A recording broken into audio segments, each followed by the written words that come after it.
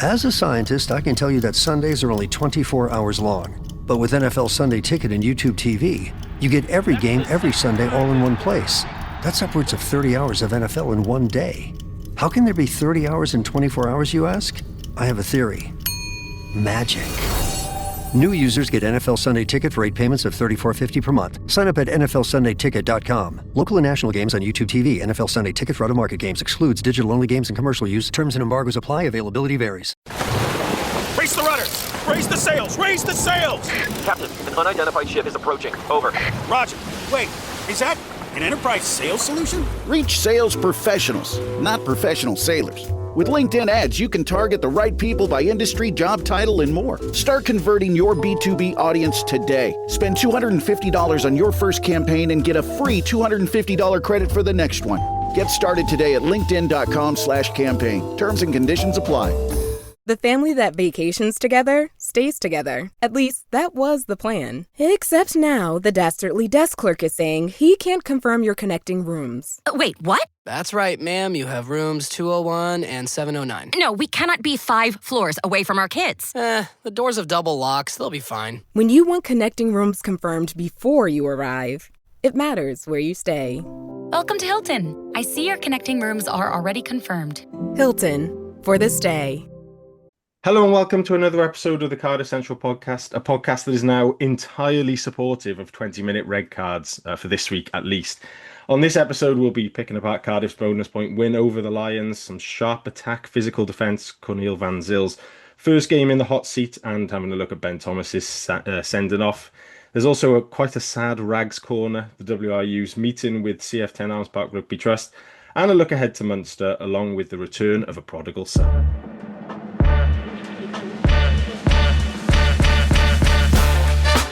You're listening to the Cardiff Central podcast. Joining me on the panel this week, we've got Fraser Stroud. Fraser, how are you? Yeah, not bad. Getting a bit more sleep, so a bit more switched on, which is nice.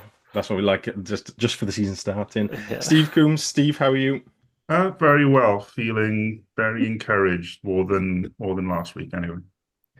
Good stuff. And making his first pod appearance of the season after an extended summer break, the Nick Williams of the podcast, who just turns up when he likes. Simon Jones. Simon, how are you? Yeah, not too bad. I'm not the prodigal son that's returning. So that nobody's disappointed, there is news. Good stuff. Right, we'll start then on Saturday night at the Arms Park. Cardiff beat the Lions 33-20. Early tries from Ben Thomas and Cam Winnett gave Cardiff the lead before a controversial red card for Thomas allowed Lions back into it. It was 14-13 at the break, which became 14-20 early in the second half. But upon returning to 15 men, Cardiff kicked on again. Alex Mann scored an Evan Lloyd brace, secured the bonus point win just as the heavens opened in the capital. We had a few 3-word thoughts after the game. Mark said Beauty and Beast, which I think is also the Disney title if you go up north as well. They just dropped the RJ Watt said much deserved victory. Tamsin said it's a start. Harley of this parish said never in doubt. Rob, an enjoyable start. Gareth, that'll fucking do, was Paul went with thank fucking Christ in the swearing stakes. And Ben finished it with we're back, baby. Fraser, coming to you first, general thoughts on the game? I think I came out of it feeling pretty positive, to be honest. I think we started really well, and our attack was incredibly fluid. I mean, we'll touch upon specifics, I guess, but I think Teddy Williams was unbelievable throughout the game, and just the cohesion between backs and forwards was really impressive. And there was a speed of ruck was really good, and the 2 tries we scored in the first half were great. It just looked easy because we just had space and we just ran through. Ben Thomas and Winnett's tries were just quite easy across the line, but it was just continuity of play and timing of pass, and everyone seemed to know what they're doing. And then obviously the red card affected things, but it did feel very much like the red card, we dealt with that and then back to normality, and it was just kind of easy. It felt quite easy when we were at 15 men, and Lions weren't really threatening that much. Our defence seemed pretty solid. I think maybe close to the line, their physicality kind of impacted us a bit. But yeah, I was pretty impressed, and I felt pretty good afterwards. And I don't think I felt that worried about what was happening. It just seemed like we were in control, even when we were down to 14. it felt like we could get back into this, and it wasn't too far away from us. And then obviously we showed we could. I think, yeah, the only thing I would raise is a shame Sheedy didn't get his 100% kicking. His kicking was on point, and it's the last fucking conversion he didn't get. I wanted to like praise him because obviously his kicking's been pretty shocking. So that was the downside, and I think our line out and set piece were a little bit shaky was one of the concerns. But overall, I think there's some great performances, and we just looked like everyone knew what they're doing, which is really impressive. Steve, your general thoughts? First of all, I think that's £3 already in the swear jar, and none of this was me, which surprises me. Yeah, I was quite despondent in the run-up to the game because I'd been feeling really positive about us this season. I mean, if separating it from the whole political situation as much as possible, because we've been building a team over, well, this is the third season now, and with Matt Sherratt leaving the way he did 5 days before, I was thinking, is that going to like tear apart all the momentum and everything we've been building? But that performance showed that there can just be continuity now. That I think it demonstrates that the coaching staff, with the preparation they've had over the summer, can just keep things ticking along. The kind of attacking intent and quality we showed in that pre-season game against Leinster. I mean, it's difficult to tell from pre-season games, but that was there again in this game. And where we hit a few rocks, like the red card, we handled it really well, and I'm not sure in previous situations we wouldn't have let that get to us. So yeah, really encouraging, and there's some individual performances in there that are really good and really solid, and you kind of take them for granted now, which I think is credit to what Matt Sherratt's done over the past couple of years. Absolutely. Simon, your general thoughts? Yeah, I mean, I think you can see what we would want. Well, I think what we talked about was wanting to see like progression this season, and going. And I think you definitely saw that. You saw it, as you said, Steve. You saw it in pre-season, but you're never quite sure. We weren't playing the strongest sides, although I still think, as you said on the pod previously, going to Leinster and beating any side in Ireland is a good result. But it just all came. If ever a match where you've got a sending off can be described as straightforward, it felt very straightforward. You take out that 20 minutes, where I think the Lions only scored like 10 points in that 20-minute period, I think. As soon as we went back up to 15, we went back on the front foot and didn't let them in at all. I haven't looked at the stats, but their 22 entries must have been small, minimal. Did a lot between like the halfway line and the 22 in both halves, but didn't really break through. I thought the defence was really clever. We didn't over-compete, as we've talked about, that we think that's the way they're going to go, and just trusted the kind of individual tacklers to make a difference. So I think, yeah, it was it felt worryingly non-worrying. That's mangling my words. Bit of pre-season I've got to get out of my system, but it just felt very straightforward once we went back up to 15. Didn't feel like we were gonna, once we went ahead again, which obviously last season we went ahead against them, they lost a player and we had to defend our own line for like the last 5 minutes.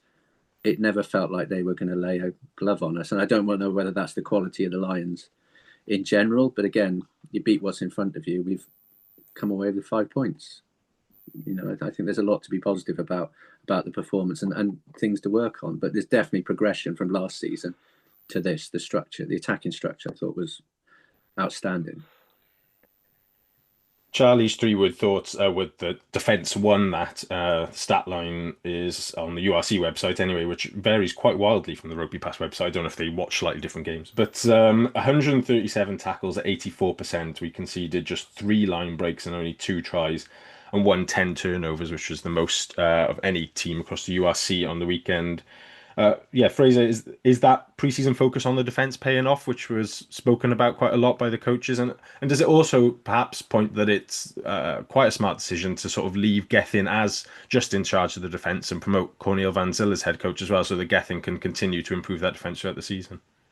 Yeah, I think I can't argue with that. I think the defense is really solid. Like as Simon mentioned, they were kind of stuck between they're halfway in the 22, not really getting anywhere. They didn't really make that many breaks. Obviously, yeah, there's the question about like were Lions a little bit blunt in attack generally? Did they really pose that much of a threat? And I think the next couple of matches, Munster will be a really good insight into how strong our defense is. But I thought it was good. We looked physical. There were some strong hits going in, and we just kind of marshaled what was happening, and yeah, didn't overcommit to anything.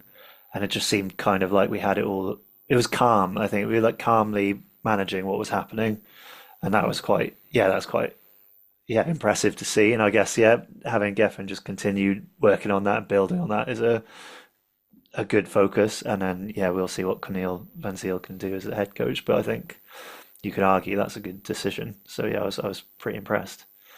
I think Millard did a great job at 13 as well. Yeah, we're used to seeing Ray out there, and he wasn't just kind of blitzing blindly, kind of running up, but his timing of that was really putting pressure on them in terms of once it got beyond 10 into the centres, Millard was usually on them. They also did this weird short line out a few times where they passed to the front that just allowed us to get off the blocks quickly. And by the time it had got into their midfield, our midfield was just on top of them. So I thought Millard had an excellent game. It wasn't the offloads, and we know what he can do going forward, but we're worried about that 13 channel, and worried about, have been a bit worried about, can he, live up to those that previously worn that jersey. I thought he was excellent defensively. He panicked them, and I think that's where a lot of those turnovers came from. They panicked and they spilt the ball. There was no kind of reason to spill the ball. It wasn't particularly wet during the start of the game, but he was just up in their faces and really sensibly as well, not just blindly blitzing. But as you say, Fraser, maybe better teams do the, kind of pull back a little bit and we get caught. Why they weren't chipping over because we were coming up quickly is beyond me. So it does suggest some kind of limitations maybe in their tactical approach. I think, Lions weren't great. They're not exactly inventive. It's like big one-up runners. But then that is the type of team that typically we have struggled against. Yeah. Big, powerful sides who just grind us down over the 80 minutes. And they didn't grind us down. We as you say, there were plenty of occasions where we panicked them. And there will be tougher games. But I think if anything, the scoreline probably flattered Lions a bit. Switching to the attack, then the attacking stat line, Cardiff made 345 metres, beat 15 defenders, made 14 line breaks, 11 offloads, and scored 5 tries. Simon Thomas, the journalist, tweeted after the game that the opening try, finished off by Ben Thomas, went through 31 sets of Cardiff hands before getting over the try line. A couple of 3-word thoughts, with Rob saying loving the intent and Hopsy saying playing with speed. Steve, when I think back to the last few years of our round one games, particularly that Zebra one last year, which was a hell of a slog of an 80 minutes, we haven't always looked like a side that's ready to get going from the start in round one. But that was probably up there with one of the best the attack has looked in early part of the season for a few years. Definitely. I mean, if you think back 2 years to, it was Benetton, and that was a performance that I remember being fiery, players clearly very up for it, but not really together, which is what you'd expect because Sherratt was putting together a squad pretty much from scratch, probably less than 2 months before that game, the squad and the coaching staff from scratch. Then last year against Zebra, it was a 5-pointer, but a pretty unconvincing performance. But then it was going to be because there were so many new players coming in, so many new combinations. It did take us a while to get going last season, which was always going to be the case. Now you've got a squad which essentially has been together for a while now. The combinations have bedded in, but where you've got new players coming in, like Basham can just slot straight into a very settled team. And so, going forward, we were we looked like a settled unit, and we haven't had that at the start of the season for a while now. And it was very impressive for a first run out with the ball. There's the intent that Sherritt has always wanted us to play with, but there's also the fluidity and the accuracy. Where we're trying the kind of the risky passes on not a great evening, they're mainly sticking. So yeah, some really good rugby from us on Saturday night. I think as well that some of the options that we were running previously, when Cardiff have gone, we want to play fast, expansive rugby. It's been a bit kind of ship it along the line to the wing as quickly as possible, and they've got the whole defence drifting across onto them. I thought if you look at Thomas's try, I think the variety of passes and carries leading up to that, pulling it back sometimes, going flat, other times offloading, just led to that defence not sure whether to drift, which they did, not sure whether someone was going to come inside, and it just allowed that gap to open up that Ben went through and scored. So I think for the entire game, we were mixing it up.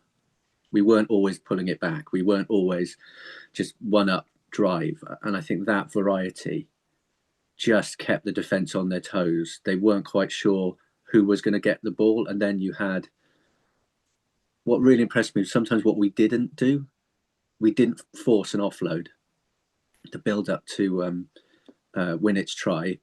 Some lovely close offloads as well. So I think, Steve, it doesn't feel like risk because you're so close that if you can get your hands away, there's somebody there and you can get it to them. But Lawrence going down with that ball after, you know what it's like. There's a bit of, like Harlem Globetrotters. Everyone's offloading. Let's try the final magic offload for like the try of the season. He went down with the ball and we rucked it. Our ruck speed was really quick as well. We were getting the ball back quickly and then the simple try. So not forcing it. It felt really structured. As you say, Steve, it felt like everyone knew what they were doing. Everyone knew what calls were coming. And we executed because there was just that structure around the game. And I think that's what, for me, took the game away from the Lions, because defensively, they just didn't know where the threat was going to come from. And that threat was executed really well. Yeah, Dar Young used to use a phrase quite often. We keep going for double top every time. Basically meaning when we get an opportunity, when we get into the 22, we're trying to force it. You haven't had that sense in that game.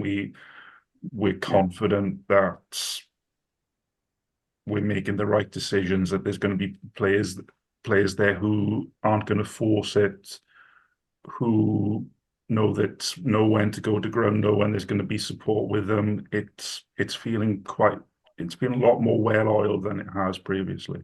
And it's picking up where we left off last season.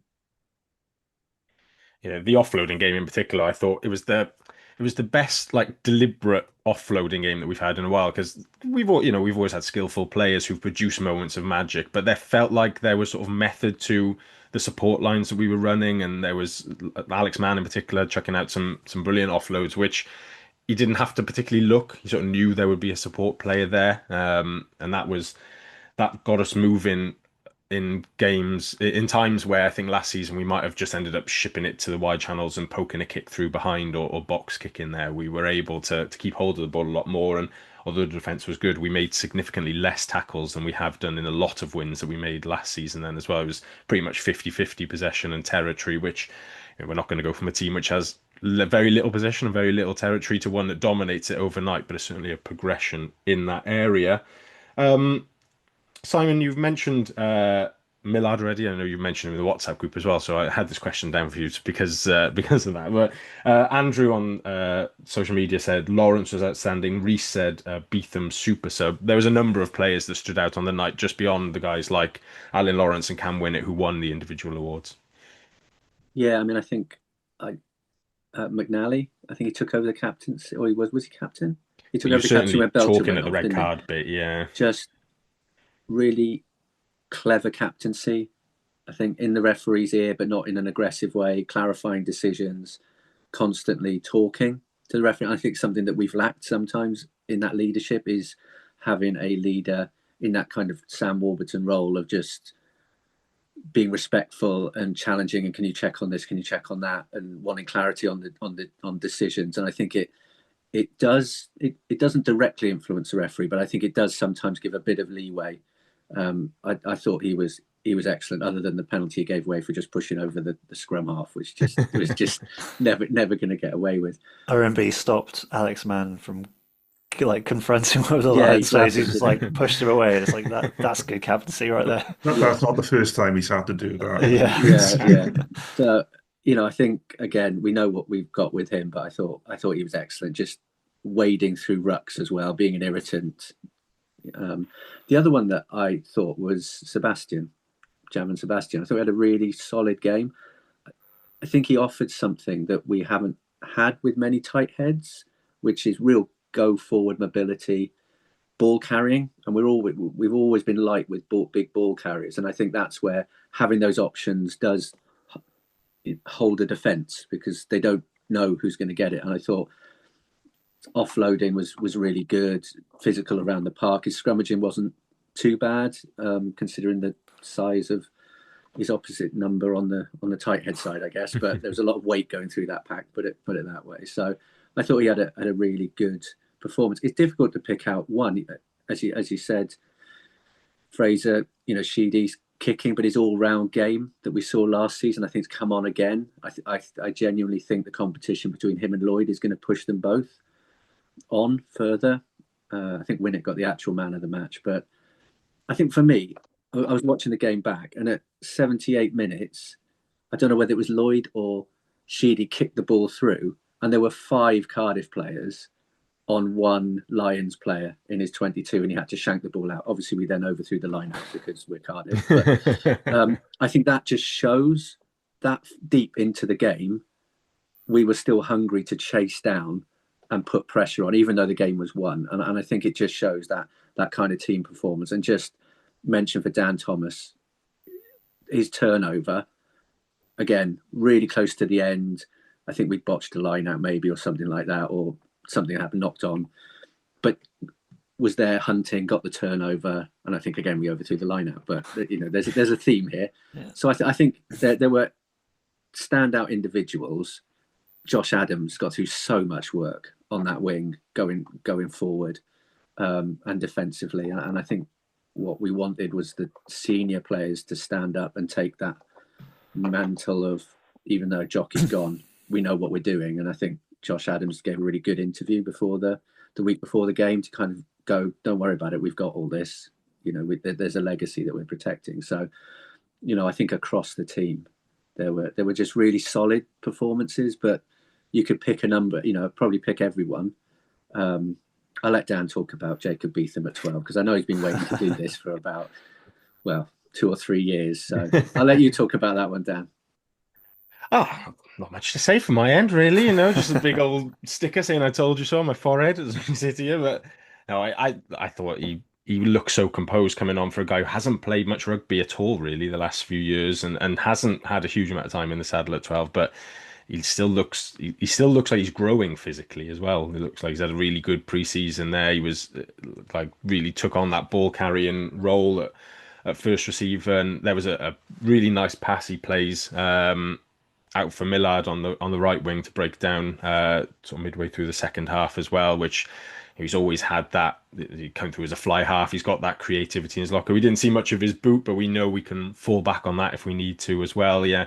And interestingly, later in the pod, I'll ask the question of whether we should actually start a fullback after all of this, going through whether he should play inside centre or not. But I think just on a general level, it was great to see him back on the field and looking fit and healthy, and hopefully we get plenty of that from him through this season. Of course, the reason he was on the pitch was because Ben Thomas got sent off. Mart's on Blue Sky, his 3 words were, "Benny is innocent." Fraser, give us your view of the red card generally. It's a tricky one. I think it's ultimately harsh because he got really low. It's basically a situation of what can you really do to counter ruck in that position when the opposition player is so low to the ground. His shoulder did make contact with the guy's head, so technicality, they've gone through that and they said red card.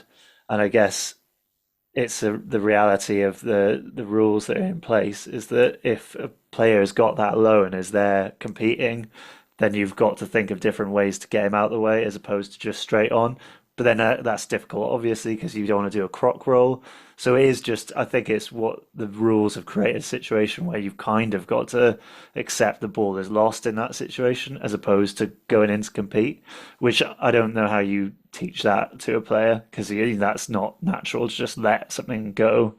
So, I mean, it was disappointing that he got the red card. I was a bit surprised when it did get upgraded because it wasn't malicious, I don't think. I think it was just the angles resulted in his shoulder going to the head. But I think it is like just an unfortunate reality of where the rules are to protect head injuries, and luckily we dealt with it well, and the bench was suitable enough that we could replace Ben, and it didn't impact us too much. So yeah, I guess that's my 2 cents. I think it's just unlucky. I feel for Ben Thomas, but I'm not entirely sure. Yeah, what else could have happened? I think we were also lucky in the build up to their try. If they hadn't scored there, the referee had just said next one's a yellow card, and I think Bowen had knocked on the goal line for an interception as well that he just kind of played on from, which was just said was a knock on. So I think, on not on balance, but we could have been down to 13 men and it conceded a penalty try at that point. Fortunately, our scrum realised that and splintered and allowed the Lions to score the try in a bit of tactical genius. But as you said, Dan, in the group chat, how much lower can he get? I'm all for not, head contact it's got to be taken out of the game as much as possible. The 20-minute red card, I think, is, as you say, we're all supportive of it because there was an injustice on this one, but actually, does it really discourage head contact? I don't think it does. The one thing I would say is that the reaction of the South African player is something that I don't really think we want to see in rugby. There's one thing drawing attention to, he has been hit in the head, he's been caught undoubtedly, but it all felt a bit overblown in terms of what happened next. And I think we don't want to see that. If it's a red card, it's a red card. I thought we were brilliant for the 20 minutes, to be honest. We kept them out. Previously we would have gone to pieces and been chasing the game. I think quickly after that we won 2 penalties out wide in our own defence. It was just a really good management. I think if you were the Lions coaching staff, you're like, what? Why have we only scored 10 points and only really had a couple of entries into the 22? I thought we did so well to make them work incredibly hard for their score. There was a couple in the corner being held up, knock-ons. We did win it kicking the ball out of the.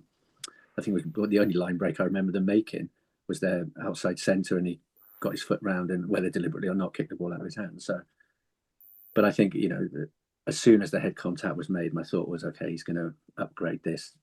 If you're sympathetic, you go, it's a yellow card. What, he was low. There was no way in which it was intentional, because you see him coming in. He's not. It's almost it is unintentional contact. He's not targeting the head. It's just the way in which he's come in, and also the angle that the line scrum half was entering the ruck at, should we say. Yeah, I agree with that. I don't want to come over all rugby values, but I really dislike it when players make a meal of that sort of thing, because it's a deliberate attempt to get someone sent off. And I think that crosses the line in terms of acceptable behaviour. Yeah, Ben Thomas can't get any lower. I think realistically his only option there is to just not hit the ruck. And can he make that split-second decision when he's already committed? He doesn't come from far either, Steve. He's not like running a distance. He's quite close to it. Yeah, it's a harsh one. In other games, the trouble is, even though we've had this attitude to head contact quite rightly in the game for must be about 10 years now, there's still inconsistencies. I can see other referees just letting that go. I can also see it being a yellow. On on balance, head contact has to be taken out of the game, so there should have been some punishment for it. But it is a harsh red, I feel. It drew some comparisons online to the Jack Morgan incident in the end of the second test in Australia, where nothing was given on that occasion. They had a look at it and it was allowed to stand, and obviously that drew some backlash from Aussie media. But I would just say, I think the Lions player, his only intention there is to kill the ball going into that ruck. He's not supporting his own weight. He's entered from the side. Whatever, I don't, Benny's got very little time to react there. I don't think you can have the presence of mind in that split second to go, oh, hang on, I'm only going to make contact with his head here. Let me just stand up. But I do think there's potentially an argument to say maybe the Lions player should still be yellow carded for killing the ball, and that acts as the deterrent then to stop players just flopping down. If you stop that player flopping down on top of it, that's how you realistically get rid of that head contact, because I don't know what else Ben Thomas can do there. The other thing I'd say, which is slightly against Cardiff in this scenario and more of a reflection of the URC potentially rushing in changes to their refereeing guidelines and 20-minute red cards and bunker reviews, is that when issuing the red card, the referee describes Ben Thomas as always illegal, which on the URC's own website specifically states if a player is always illegal, that should be a full red card and not a 20-minute red card. So I don't... Once again, it's a case of URC refereeing making up as you go along. Maybe you could put it down to the fact that he is speaking in his second language and that he struggled to describe it some other way. But yeah, just I think it's an issue for the league to sort out their refereeing protocols, and also just rugby is backing itself into a bit of a corner there where there's not really, they're not stamping out head contacts and they're not really stamping out foul play. They're just handing out a lot of cards and then demoting the red card to not really a sanction by making it a 20-minute red card then as well. So yeah, it's a podcast for that probably demands that as the sole topic by people with more willing to discuss that than I certainly do. Does RAP have space for a disciplinary panel podcast? Yeah. And, well, talking of RAP, they had Ben Breakspear on, who was the assistant on my side, the South Terrace side in that first half. And the referees went down to look at the screen. They turned around and went back to hand out the punishment. And Ben Breakspear's raised eyebrow and puffed cheek suggests that he didn't necessarily agree with the sanction, which at the time was yellow and bunker review either. Maybe he thought it was a straight red, but I got the impression more that he thought it could have just been notched up as a rugby incident and allowed to proceed. But again, well, they'll have to get him back on the wrap and ask him that. Maybe they could do a regular referee's corner. He could be the new Nigel Owens and just slagging them off and getting in trouble for that. I think it does show, though, how important that 20 minutes is. If it is the 20-minute red card, as I said, I think the Lions got 10 points out of it. I can't be sure. 10. Wales have had 20-minute red cards, I think, or I've seen them where our sides have not got anywhere near racking up the points they need. It just showed that period. If we are having that this season, if there is a 20-minute red card, you've got to make the most of it, because the Lions didn't, and we just came back in and controlled the game out. So I think there's something there for coaches to think about how you do that in a really controlled way and don't start throwing the ball around and getting isolated and giving silly penalties away. But if we're playing against 14 men for 20 minutes, you need to be racking up some scores. I tell you what, we won't. Yeah, probably. When that time does come. Steve, obviously been a lot of positives, but Cornel van Zyl was sort of tempered expectations afterwards by saying there's still a lot to work on. What do we think you meant there? Where do we need to get better looking ahead to Munster and the season generally? Well, I mean, we need, there's the line out, and the line out is still the thing that he's focused on just as a coach. And that went wrong a few times. That's something which, we do need to fix. You're going to have a few glitches early in the season. But yeah, that is something we need to put right. The penalty count in general, I'll put aside my general misgivings about URC referees, but we were on the wrong end of the penalty count again, despite being strong side for much of the game. We need to put that right. On the disciplinary side, I think having Alex Mann and McNally in your team, you are always going to concede a few penalties, but that is something that is going to really come back to bite us in other games. I also thought high ball wise we were quite poor as well. Yeah, that's true. Not like Lions, obviously, whenever we play South Africans, they kick very well, and they're obviously their back threes are unbelievably athletic as a general rule. But I don't particularly obviously Adams before the second try on our attacking kick, but defensive receiving kicks, I don't particularly recall us actually winning an aerial duel during the course of the game. So that's somewhere which better teams than the Lions will capitalize on. That's something teams will probably target. Yeah, I mean, it may be that also that it was a particularly bad night for the high kicks because there was a constant. I'm not sure if it was clear on TV, but there was pretty much a constant drizzle coming down for much of the game. Wasn't much of the wind, but the ball was slippery. I think possibly a problem we're going to have through the season, and I'm not saying we should make a selection change, but Cam Winnett is obviously going to be our fullback. I'm not sure if this is what you're going to come to with the Jacob Beetham thing. It is a little bit. Yeah. It looks like Tom Bowen is installing himself on the left wing, and if it isn't him, then it's going to be perhaps Theo Cabango or Owen Stevens when they come back to fitness. Those are two pretty small players. So we're going to need someone. I'm kind of stealing the bit you're going to do later on, but we're going to need at least someone else in that back three who's pretty big. Arguably too. Got Josh Adams in there, and he did a good job. But yeah, it's likely to be something else that teams will target. But on Tom Bowen, I mean, there were a couple of wobbly moments with the kicks, but I thought with his general play, because we didn't really get to see much of his USP, of his stepping, but I thought his general play, perhaps the high kicks, was really strong. We saw more of his kicking game, which I thought was impressive. And he, despite those wobbles and under the high balls, he's a very little guy. I mean, particularly when you go to the game and see him in person, he's absolutely tiny. But he didn't. I mean, I think it's his 5th game at this level, and he's 19 years old. He's incredibly assured.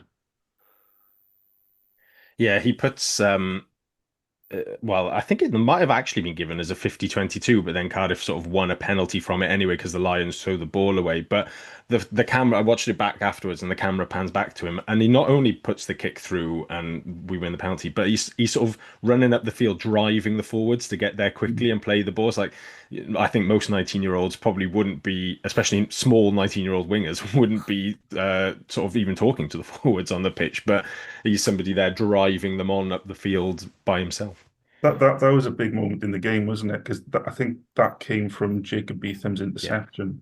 Yeah. And, I think that's another thing to say about Beetham. It's his first. I mean, he played a little bit there against Leinster in pre-season, but it's his first game at 12. His first game at that level for some time because of the number of injuries he's had, and to not look only comfortable at 12, but have the confidence to not only see the interception but go for it. And that was possibly a bit of a game-changing moment that really sucked the wind out of the Lions' sails. So yeah, two young players looking very, very assured. Absolutely. Last bit on this one then, Simon.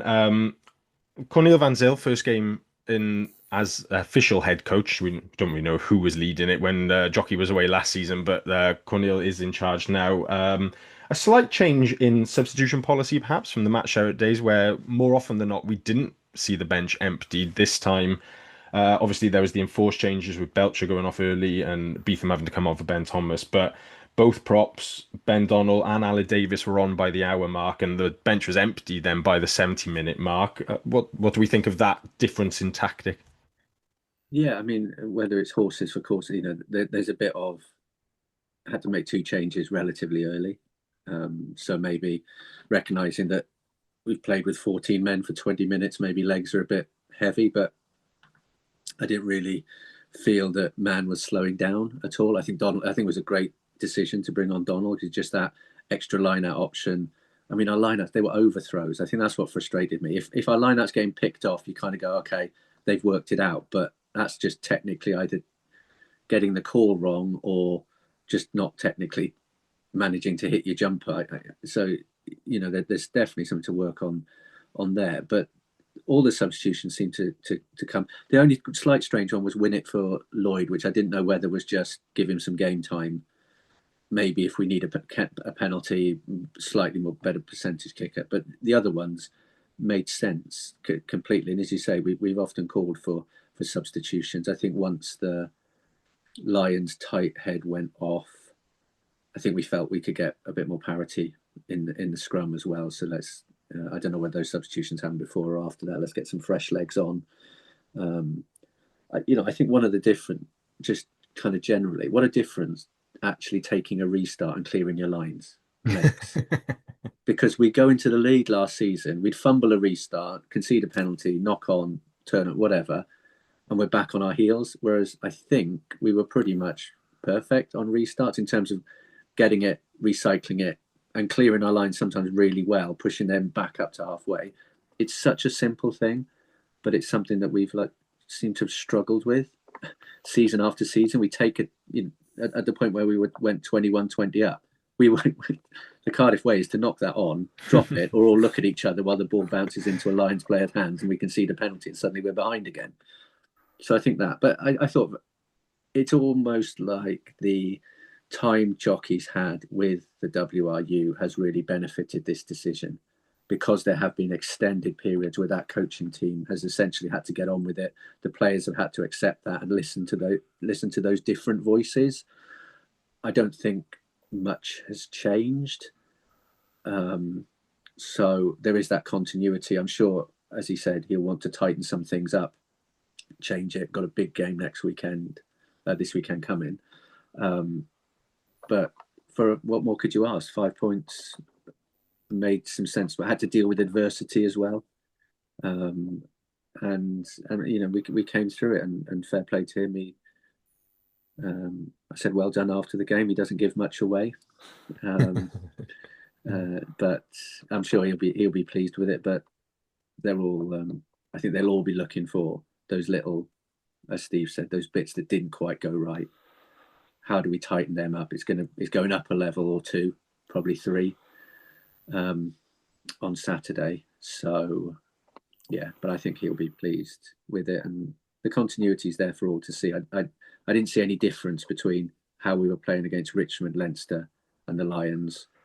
I think if we take that into next weekend, it's going to be tough, but we need to be brave there as well, I think. Good stuff. Seems like a good spot to end that review of the Munster game on. We move on to a bit of the news now, and as much as Simon is a prodigal son on this podcast, the actual one I was referring to, of course, is that Lee Halfpenny was announced as officially returning to the club last week. And we mentioned on the pod this week that thanks to Worcester's social media team, we all knew he'd been hanging around for a little while and they're accidentally tweeting of this photo. But the club have confirmed he's back on a short-term deal, initially as a kicking coach while he recovers from a calf injury. I understand that if he does recover from that, he'll take on a player/coach contract for the rest of the season. But if he doesn't quite recover from that in time, I suspect the answer then is he just calls it a day and goes to the coaching full time. The only slight risk, I think, is that with it currently being a short-term one, wouldn't be a massive surprise to me if Mr. Tandy picked up the phone if Halfpenny didn't fancy playing this season and Halfpenny was back in the national team, nicked somebody else from us, and Halfpenny was back in there. But for now, he returns and hopes to add to his 568 points from his 87 games he got early in his career. Obviously, he's been off all over the shop, Scarlets, Toulon, Crusaders, Harlequins. But Fraser, I mean, it's great to see him back, isn't it? Yeah, I think overall you can question like the fact that we have other positions that maybe more in need of strengthening, but I think a player of that stature and experience who's like you've just listed off the clubs he's played for, let alone all the international experience, he must have gained a lot in those experiences, and clearly is very process driven and has a very good way of like looking at kicking and like the practicing and like kind of developing his skill set, and to have that opportunity for players like Winnett and Beetham are two young, like fullback kind of, players that he can kind of impart his knowledge on. Also, is it coincidence that Sheedy's kicking was a lot better? He'd been there for a day and it's already making an impact. But I think he's going to help with the kicking of the team. He's got experience in that coaching side of things. And if he did play, like if that does occur, I wouldn't be worried about him stepping in. And he's going to be solid. He's going to do a job. So that's a nice thing to kind of have up your sleeve if needed. Overall it's really positive, and also he's a very handsome man, so it's good to just look at a handsome man occasionally. So positive, I think. He did look extremely handsome as he ran the tee out on Saturday night. I think that like you said, the young players. Griff on the Cardiff Age Reading Academy Twitter posted some pics of academy training last week, and noted there were some Cardiff legends helping out, and it was Halfpenny just chatting to Lloyd Lucas and going through some kicking with him in the background. First year out of under 18s into the senior academy. I mean, it's not going to be many better people to learn from than Lee Halfpenny if you're starting out your kicking at a senior level. So I think that is, romantically it'd be great to see him back on the pitch at some point, but that's where the real value for Halfpenny coming back will be, I think, day in, day out. Getting in the years of Sheedy a bit, but mainly those young guys coming through the pathway system. Other bit of news this week, CF10 Arms Park Rugby Trust sent out an email on Monday, I think it was, basically giving an overview of their meeting with the WRU as part of the ongoing consultation into the restructuring of the professional game. Included the briefing pack, the PowerPoint slides, and the WRU summary of the meeting. Steve, in your other hat as CF10 board member, you were there. What give us the summary and just some thoughts from yourself of how it went? So first of all, for members, if you haven't seen it already in the email, you'll get the WRU summary of the meeting plus the presentation materials we use, and that should give you a good flavour of what we offered. And I suppose, first of all, you have to give some credit to the WRU here, because I'm confident that previous iterations of the WRU wouldn't have had this consultation process. And if they did, they may not necessarily have brought supporters groups in. I thought the meeting itself was very cordial and they responded well to everything we had to say. I felt, I got the sense that they were genuinely listening. And judging by the news that came out just before we started recording, well, not news, but Steph Thomas's article and ways on, it does seem like they're moving away from what they were calling their optimal system. So they do seem to have genuinely listened to everybody. Also have to give a lot of credit to members, because we had a survey, we surveyed our members. We had an open meeting with our members where all the members showed a lot of passion and showed that we have a lot of very articulate members in CF10. And when we put our presentation together, we were basically guided by that. Our members were saying that they don't really trust the WRU. Our members were saying they want to get back into private ownership as soon as possible.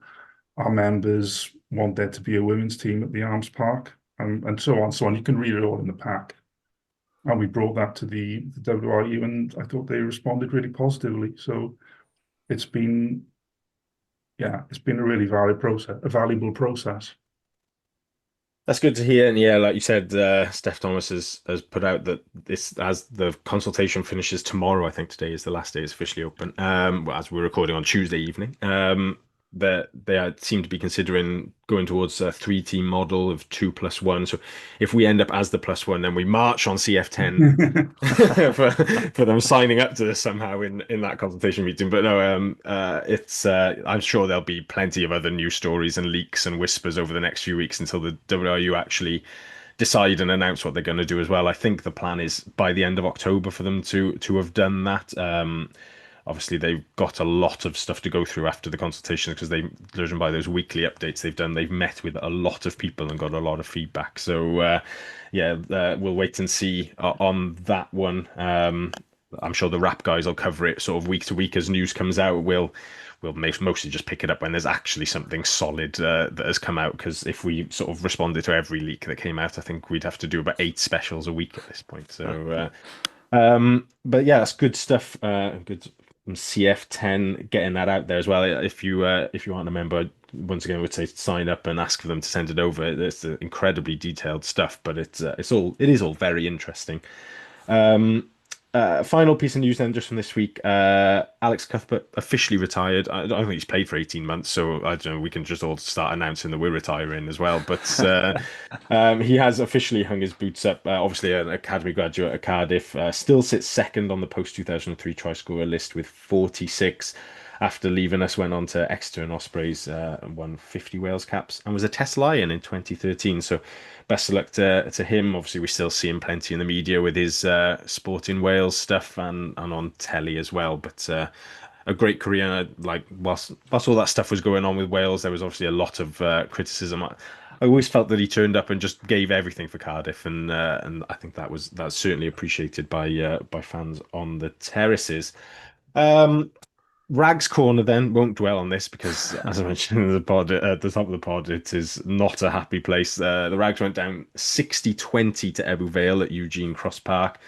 Relatively close for sort of 35 minutes or so. Gavin Parry and Joe Goodchild scored early tries, but a penalty try and a yellow card quickly led to another Ebbw try. So they were comfortably up at the break, and then the second half was just a bit of a hammering. Goodchild got a second as a consolation try, but the Steelmen scored 4 tries in the last 15 minutes or so to take the game away. It's the most points the Rags have conceded in a game since shipping 63 to RGC in May 2019. But fortunately, they get a chance to do it all over again on Saturday as Ebbw Vale arrive at the Arms Park in the fourth round of the Super Rugby Cymru. Do get down and support them if you can. I thought Fishy, they put a clip up of him speaking after the game, and he spoke quite well about, we do have players missing and we've got a young squad, but hopefully this is the wake-up call that they can't just wallow in the fact that we've got players missing. They have to stand up and take a bit of responsibility. And as mentioned, guys like Lloyd Lucas and Rhys Cummins, first year out of the academy, it's a bit of a wake-up call for them. Hopefully the coaching staff and the senior players can get around them a bit and they can use it as a learning experience and hit back on the weekend. At this point of the pod then, if you're enjoying what you're listening to, do feel free to subscribe to us on whatever podcast platform you're on. Leave us a rating and a nice comment. If you're watching on YouTube, like the video, subscribe to the Wrap channel. All the pods are back up and properly running now. The clubs, the Wrap, the SRC guys, and go over to the Global Gainline channel as well, where there's hundreds of podcasts across all different leagues and teams. The URC Rewind guys, obviously Simon has got beef with after they didn't rate our kit very highly. I mean, they've never heard of Billy the Seal, Simon. Do we just hate listen to them all the time? I know. Just poor stuff. But do continue to listen to them, but just remember that they don't know who Billy the Seal are. And give the Women's Rugby Treehouse a listen as well this week as they wrap up the final weekend of the Women's Rugby World Cup. Maybe not the result we were hoping for. I think everyone secretly quite enjoys it when the Red Roses lose, but a great competition nonetheless, and it's been great to see the growth of the women's game over the last couple of weeks. Right, final part of the pod, previewing this Saturday's game. Cardiff go to Munster, 7:45 kickoff on Saturday night at Thomond Park. If you wanted to watch it on telly, it's only on Premier Sports, this one, because why would S4C show away games? No one can get there, so there's no point watching them. Cardiff beat Munster last season, 26-21 at the Arms Park in late April. Bonus point win as part of that late surge towards the playoffs. Munster got their season up and running with a 21-34 bonus point win at Parker Scarlets on Saturday afternoon. They have had a bit of a change over the summer, with former Chiefs coach Clayton McMillan taking over from Graham Roundtree in charge. My weather forecast last week was decent. The rain was a bit heavier than I forecast, but I did say it would be wet, and it was. This week I've just got windy in capital letters. It looks incredibly windy over in Ireland on Saturday. It's going to be a bit rainy as well, but it's going to be a tough one elements wise if the forecast stays as it is. Fraser, games between Cardiff and Munster, although we don't necessarily win too many of them, they've always been historically quite enjoyable, I fancy. Yeah, they have, and they've been quite close games, or at least in recent years, they've always been quite close to just scoring it or whatever. I mean, I think we generally don't come out on top, but obviously last time we did, like you referenced, that I mean, a windy, wet weather doesn't really indicate it's going to be a fun game, but it could. I mean, it could be a bit wild, lots of fumbles in midfield or whatever. But yeah, it should. I mean, it's a tricky one. I would love to see a victory, but I mean, Munster getting a bonus point victory away to Scarlets is pretty quite worrying start for them, I guess, or like worrying for us seeing that. I think I didn't see the match, but apparently their centres look quite good. So that's obviously a bigger test of like maybe Millard, and I guess we'll see if we go for Beethan at 12. It's kind of like we're going to have quite a makeshift 12 and 13 up against their centres. So see what happens there. And yeah, I guess I get a test of our defence and how well it looked last time. And this is definitely a stronger opposition in difficult. If we trust your weather forecasting, which I think everyone should just listen to this pod for weather forecasting. It's clearly very accurate. It'll be a more difficult test. I'll be interested to see how we stand up to that. I think with the power that Munster generally bring, and especially as wet and windy, it might be a close game and like quite head forward centric. So that might be something that we struggle with, or it might just be exemplify how much we've progressed in over the off season and into the new season. Steve, how do we think we can get at them on Saturday night? I don't think it's a question of finding weaknesses in Munster. I think it's more a question of doing what we do well, and putting our attack in place and seeing how they react to it. I don't see any reason why we should go there thinking, oh, it's Munster and they're going to bring this and that. I think we should look to bring it to them. Simon, the argument that potentially is that of the 5 games in this opening block, this is sort of on paper the one that maybe, I don't know, it's possibly you could say it's the hardest. You could also say it's the one that maybe matters the least in terms of if you win your home games and then you win your Welsh derbies, you're looking in a good spot. Obviously, we've got 2 home games and then an away Welsh derby at the Dragons to follow that. Is there any argument that, and we haven't really got a huge amount of depth to do this too much, but that we do go there and rotate and rest a few and give them a chance to go into it fresh-legged against Connacht the following week? Yeah, well, I think if last season teaches us anything, it's that we should never suggest when they rest players and don't rest players, because even though the stellar picking of the panel last week, the coaches always do the opposite. And I too have missed your weather reports from various far-flung parts of the URC. I think there was so much positive about that performance, and I think how we handled the Lions in midfield. If we can do that to Munster will bring a different shape. But I think if we can, I don't go there thinking maybe in years gone by, when we've gone to teams like Munster and thought, oh, we're just going to get beaten up. Just going to get beaten up and we'll ship 40 and maybe we'll get a losing bonus point because we'll score 4 tries when they've emptied their bench or something like that. I don't think this side, even towards the end of last season, is going to be as physically dominated as some Cardiff sides have previously. And that's taken into account, I think, as you were saying, Steve, we haven't got a big backline. None of them. But Adams maybe is slightly taller and is slightly bigger. But actually, none of them are particularly physically dominant. But that didn't stop them, because I think the back row, and maybe it's something we didn't touch on, was Basham's mobility as well, to get out into midfield, and Mann's ability to get out into midfield and make those tackles. And, Sebastian's a big guy. I don't think he'll start at the weekend. Maybe I think maybe we might see some rotations with the props.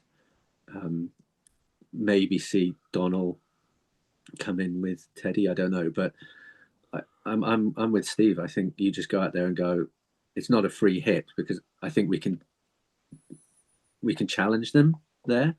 they will now know that they can challenge. I think a couple of times when we've gone out to Irish sides like Connacht or Leinster in the last few seasons, I think they've taken their foot off the gas and thought, oh no, we can just win this. It's kept us in those games. I think they will know actually they're probably going to have a game on their hand. They're going to have to pick a strongish side, do the basics really well, which Irish sides always do, incredibly difficult to get the ball off them. And they'll be incredibly physical. I think I didn't see like you, Fraser. I was on my way to the game and I only caught bits of the Scarlets game. It looked quite easy for Munster at points. It looked like the Scarlets tend to look in the first few games of the season like they haven't had a pre-season and they're all a bit rusty. So again, you don't know how much Munster feel that was a good run out. Have they had the same sort of run out that we've had? But yeah, I think we can. I don't think we go there quaking in our boots. So my view would be we pick the strongest side we can and you go out to win games. I can't see Van Zyl taking the approach of or Gethin of, oh, let's just not worry about this and come back. Because, we're then at home to Connacht. We get a hammering out in Munster. That puts huge pressure on a game that we lost 4 times last season. And then we're away to the Dragons, who obviously are going to win the URC because they've recruited really well. So, but that's going to be a really tough game at Rodney Parade on a Friday night. They're going to be, the ex-Cardiff players there, they're going to be really up for it. So I don't think we can take our foot off the pedal because what's to come might be a little bit easier than Munster away, but it's not. They're not gimmies. So I would just keep building. Munster are still without the Lions. There's no Ty Burn last week. JJ Hanrahan, who is somehow still going. I'm sure he left Dragons to just retire slowly 10 years ago, and he's somehow back at Munster. But he went off with HIA and will be going through the return to play protocol, so probably won't feature this weekend. From a Cardiff point of view, definitely out are James Botham, Ewan Stevens, Theo Cabango, Mason Grady, Elijah Evans, Matty Young, and Harry Wild. Unlikely to be available are Ben Thomas, assuming that he takes some sort of ban after his red card, and Liam Belcher, who failed his HIA after looked like he got whacked by a knee to the head when that guy jumped off the back of the line out to claim the free ball early in the first half. So he's likely to be on a 12-day return to play protocol as well. We still don't really know much about Corey Domatrowski, George Knott, or Talupe Faletau. No obvious sign that any of them are definitely training or not. But it seems Ed Byrne is pretty close to being back fit. I didn't actually catch the warm-up on Saturday, but by the time I rocked up in my spot, he was doing a lot of extra running behind the posts before the teams ran out. So I would suggest that he is very close to being available again to play. So with that in mind, we'll whip into our team selection. As Simon mentioned, 14 out of 15 last week for boys, so no pressure, lads. But if you get it wrong, you're not on the coaching staff, and I'll be up with Cornel Van Zyl in the coaching box. Fraser, starting up front, then. Let's assume Ed Byrne is sort of there or thereabouts, coming back in. You've got Rhys Barrett and Danny Southworth, who were the loose heads in the squad last week. Is this a game where Byrne's experience might be quite handy? I'm not sure about it because when did he last play for us? It's been over Christmas. Long time. I don't know if it's the best game to bring someone who hasn't had any game time for such a significant period of time. I think he is Irish, so maybe that's the reason to bring him to Ireland. He's used to it. But I think I'd probably stick with Rhys Barrett. I thought he was good, solid in the scrum. He's a great, he's good in the loose. I'm really impressed by Rhys Barrett. I'd probably stick with the same as previous. Rhys Barrett and Southworth on the bench. I think there's no impetus to put Ed Byrne in if we don't need to yet. We got quite a few fixtures coming up, so save him until we need him. Because I like Southworth, I like Barrett, so why not keep with those two? Might be an option for Byrne. I don't know if they take Cowell as a travelling reserve and give Byrne a run out against Ebu on Saturday or something to get him to back into it with the Rags. Yeah. I don't know if at his age he's that keen on running back out with the Rags or whether he just bides his time. But But yeah, that could be an interesting one to watch. So Barrett and Southworth there. Steve, no Belcher at hooker, likely. Straight in Evan Lloyd, or do we keep him as bench option with Dav Hughes coming in to start? First of all, I can reveal that the Met Office app is saying that in Limerick on Saturday night it's going to be 12 degrees and dry. It'll be rain. Oh, they're wrong. They're wrong. It'll be dry. And it's pretty still in terms of the wind. Yeah, I'd start Evan Lloyd.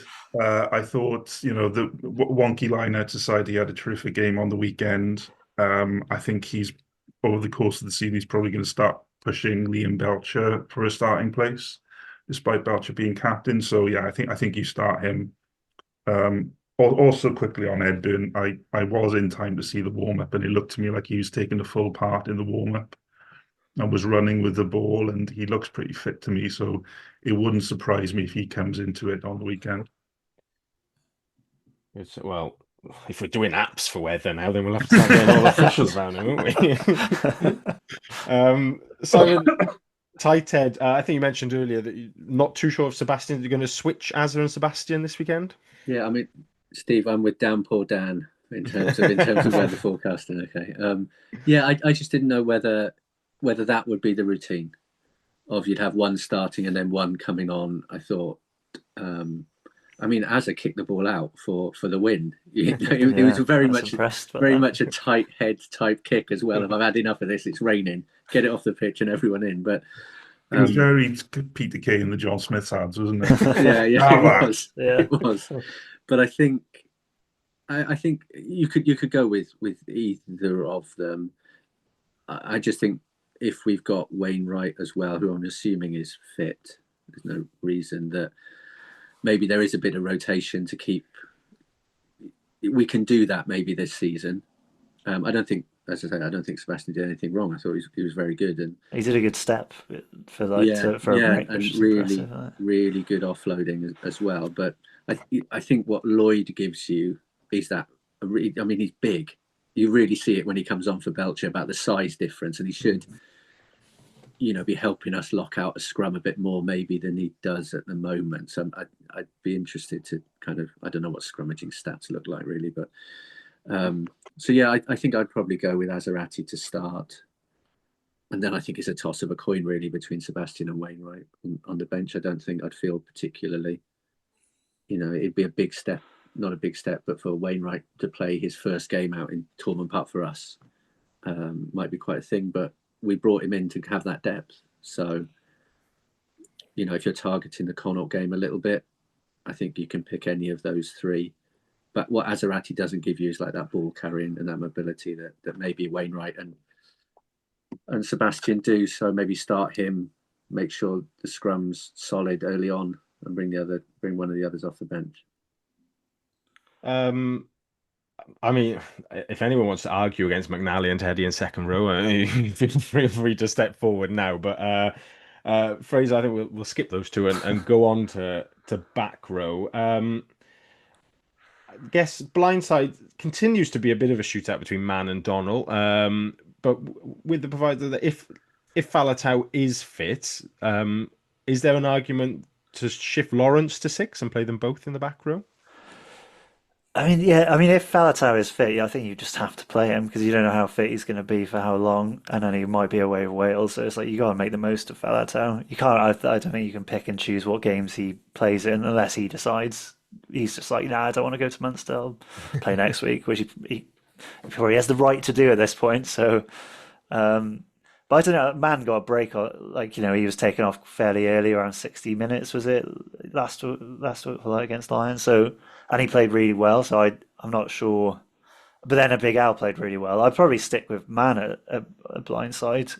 And I think number 8, I think if Falatau is fit, I'd start him. But Big Al was great, so I wouldn't be averse to Man and Big Al at 8. And then I think Tame Bash played pretty well at 7. Dan Thomas is great off the bench. But yeah, I think I'd stick with Alex Mann at 6 for sure. I do just wonder whether, because of the line-out difficulties that we had, whether he'll go for Donnell at 6, just to have another option. Munster always Actually, their lineup wasn't that great, was it? When last season when we played them, but usually, and I just wonder whether they would want to just mix it up a little bit. I haven't seen Man particularly as a line-out option. Not saying that he can't do it, but I just wonder whether they'll go for that and just have that little extra opportunity, that little extra option that if we are under pressure at the line-out, we've got a bit more variety on it. That would be the only reason, because I thought Man was again excellent. Steve, I don't know if you've got a casting vote in you. I mean, I think with Alex Mann, it's either the perfect game for him or the worst possible game for him, because he's really taking the lead on the shithousery and becoming our Peter O'Mahony, and that might be absolutely perfect for a game at Thomond Park. It might also be a card waiting to happen, and I think I think that might be why he was left out of the Munster game at the end of last season. I may be wrong, but I think they may have made the calculation that a Man against Omani, do we need this? So yeah, I think he's quickly becoming my favourite player. So I think you got to put Alex Mann in there. See how it goes. Let's ride the wave. Yeah, I think, Simon, what you say is correct about the lineup. I think the other thing Munster, though, will offer this weekend, the back row that started against the Scarlets on the weekend was Jack O'Donoghue, Alex Kendellen and Brian Gleeson. And O'Donoghue and Kendellen as dual open sides, pretty much. I mean, they will be hard over the ball on Saturday night. And I think what Man, obviously he's good ball carrying, but he's quickly to breakdowns and he's over the ball. It's one of those ones where you're not going to find a selection that probably ticks all of the boxes for us. But I wonder if they'll just lean towards that ball security and that breakdown a little bit more than the line out, and just hope for the best, especially if Tadhg doesn't come back. They've got Klein in there, the South African. Is not historically known as a line-out forward, especially. He's more of a big, hard enforcer guy. So they're looking at Fineen Wycherley really as their main line-out option. So, I think they might just fingers cross it at the line-out and go for the open play option a bit more. Backs then, once again, sort of a number of positions that pick themselves due to injuries or just the solidity of the player in the jersey at the moment. I thought Mulder was great again. We haven't really mentioned him too much on the podcast, but the speed of ball and some of his sniping that he did, he was a great turnover as well from him. So I think he's in at 9, unless there's any call for Lloyd this weekend. I think Sheedy returns at 10. The wingers then of Bowen and Adams, I mean, there pretty much is no other option, same for Millard at 13 at the moment. But then we come to a couple of questions that came in from Ben and Gareth about who starts at 12. We assume that Ben Thomas is out, so the options are Jacob Beetham again, but then you've also got Rory Jennings, of course, still in the squad, and Steph Emmanuel.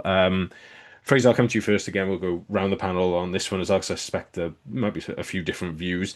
It could also link in with full-back selection as well, with, if we are looking to secure a bit more high ball, does Beetham go in there? But who would you pick as your 12 and 15 for Saturday? I think it's tricky. I want to see Beetham more at 12. He looks so exciting. He's the amount of potential he has as a player is quite staggering. His size, kicking, his intelligence, like footballing skills. He obviously really reads the game quite well at times. But I think maybe that might be a bit too much of a baptism of fire. I think coming off the bench at 12 is maybe a better way in.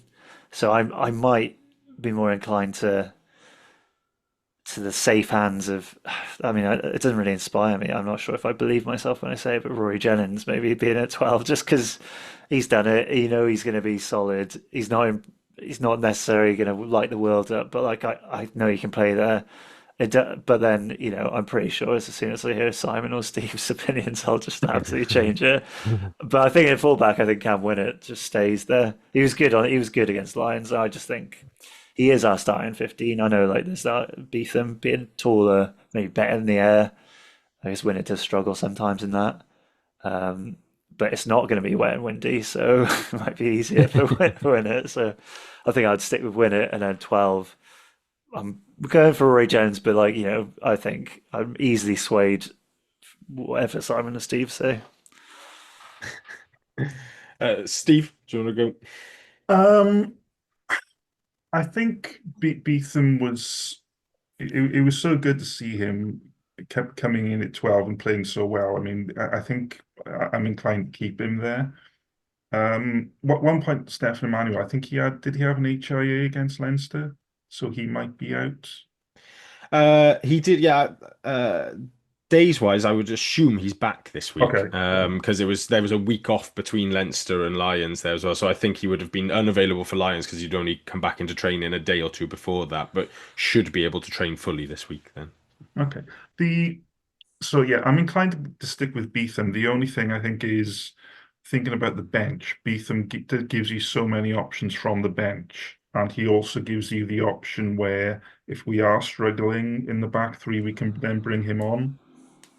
So that might be something to take into account, that it could be more useful to have Beetham on the bench, although I'm sure he doesn't want to get the utility player tag. I'd be quite interested to see Steph Manuel play if he is available, because I thought he looked sharp in pre-season and I want to see a lot more of him. All in all, I think you've got to go with Beetham again because I want to see a bit more of that. And you never know. This might be the game where we see his kicking coming into play and his long-range goal kicking. Could be a game where, having a guy who can knock over a penalty from 50 yards could be really useful. And as the Met Office say, it's going to be quite still evening. Stop repeating the Met Office, man. Have we got new sponsors? The Met Office is nothing for me sticking my head out the window and deciding. Simon, your thoughts? I would contradict completely what I said about 10 minutes ago. I would like to see Steph Emmanuel. I just think if we're going to bring players through, it's not an easy place to go, but why not?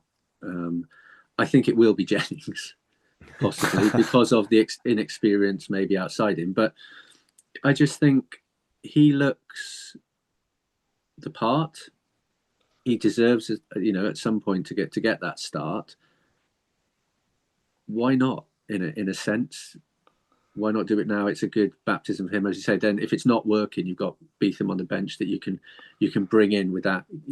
We've got with Lloyd and Beetham real adaptability on the bench that we can bring into different positions. But I'd just like to see us go for it. And if he's going to develop to what we all think is potential, games like this are going to be important as part of that pathway to get it done, because I can't see then where he has a start before Europe, really. Assuming no injuries, because I think the pressure is going to be on to kind of win against Comet in week after next. So yeah, I'd go Emmanuel. What I would say also on Sheedy is his tackling was much better on Saturday as well. I know at one point the winger came kind of flying down the channel and it was a bit of a road bump, but he did stop him and sprang back up and straight back in the line. I know that was stuff that he was being criticised for early in the season. There was a bit of a revolving door targeted at fly half, but if he can up his kind of physical presence, that will help whoever's playing inside centre as well, because it won't be as much of on. I might have to cover 10. I can just focus on covering, my own channel. So quite brilliantly, we've got one vote for Emmanuel, one vote for Beetham, and one vote for Jennings. I have to say, there's compelling arguments for all three as well. And then, if the question was, what do you predict? I could also see them doing all three as well. I think, though, I think I'm going to have to just pick Beetham at 12 because I've spoken about it on the pod for like 2 years now. But I agree with everything you say, Simon, about Emmanuel. I just don't think there's any track record of Cardiff actually putting players in when they should be being put in. So, and I also think there is, Jennings was obviously their go-to guy last year. I did think it was interesting he wasn't on the bench last week, though. I felt like there was maybe a little bit of a statement that they are maybe slightly moving on from him. But it generally wouldn't surprise me if it was any of those. And to be honest, I could get behind any of them as well. I think there's positives to be said for all three of them, certainly. But with Beetham at 12 and Win at 15, that finishes our starting 15. Question then, where we did go wrong on our squad selection last week was that we went for 6-2 and that we finally got a South African head coach and he picked a 5-3 bench against the South African team. So that felt sort of backwards. We'll go for another vote, and you bet there's only 2 options this time, so you can't all vote for different things now. Fraser, 5-3 or 6-2?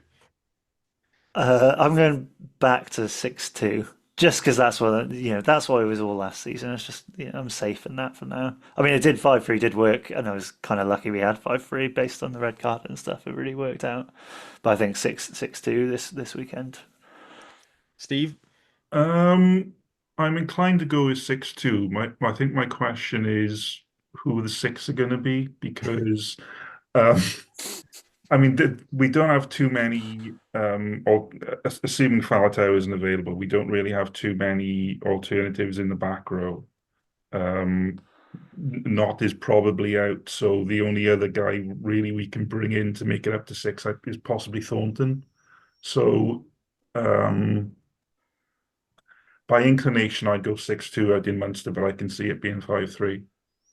I'm going to be contrarian and go 5-3. Just because I think Beetham could play flanker if we were really sure. Yeah, why not? Because he did. He was the one that drove Lloyd over the line eventually. That was noticeable.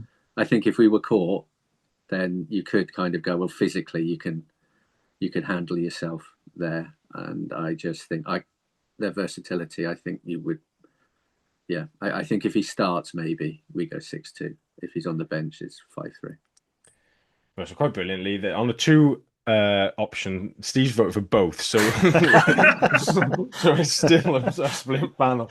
We don't know, Dan. That's what we're trying to get to. We just don't know. The pressure of last week's too much. I personally would go 6-2, but I think he will go 5-3. I think he'll stick with it. I don't see him changing up a winning formula, and I think with that in mind, we've got Hughes, Southworth, Sebastian as your replacement front row, Donnell and Thomas as your back row options. I think he'll stick with Davis and Lloyd, and then Emmanuel comes onto the bench then, where we're starting Beetham.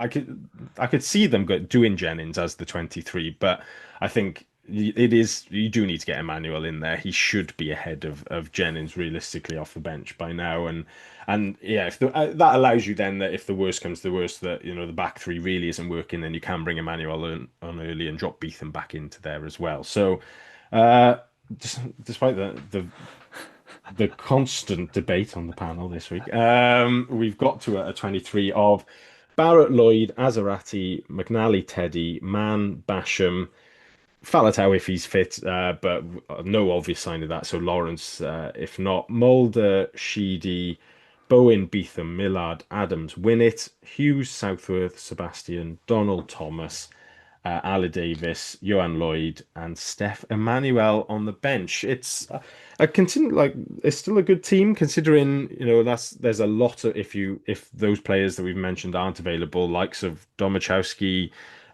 Belcher, George Knott, Faletau, probably one of the wingers in Stevens or Cabango, definitely Ben Thomas. They're all guys who would definitely be in the strongest 23. So we're missing a couple of players, but it's still a 23 that can go out there and cause this Munster side, which isn't the Munster side of old. A few problems, I think.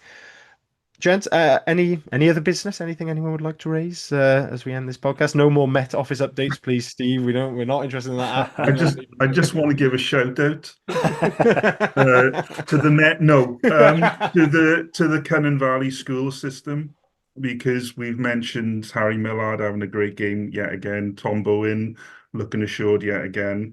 Alex Mann being the man. And it's really good to see 3 guys from the Cunnan Valley repping the Cunnan Valley and the Cardiff side.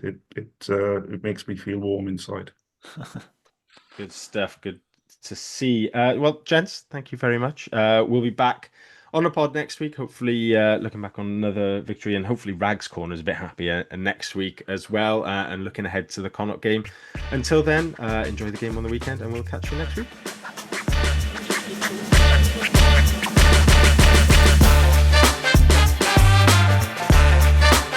That was the Cardiff Central Podcast. Please rate, review and share us on socials if you can, and join us again next week for more of the same. And until then, enjoy your rugby.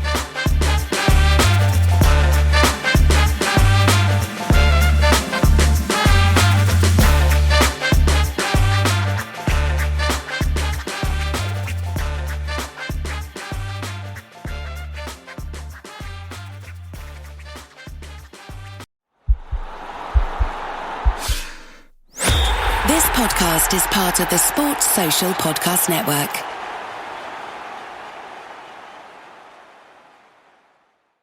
Alright, we are going where? Back to school shopping. This is the Playoffs for Parenting, aka getting ready to get back to school. As we get ready for back to school, doesn't matter your income, your race, your background, whether you have a disability or not. Our public schools are a place where all kids feel like they belong. My child. My children. My family. My friends' kids. My community. All students. All students. All students belong in a great public school. Let's get ready for back to school at nea.org/backtoschool.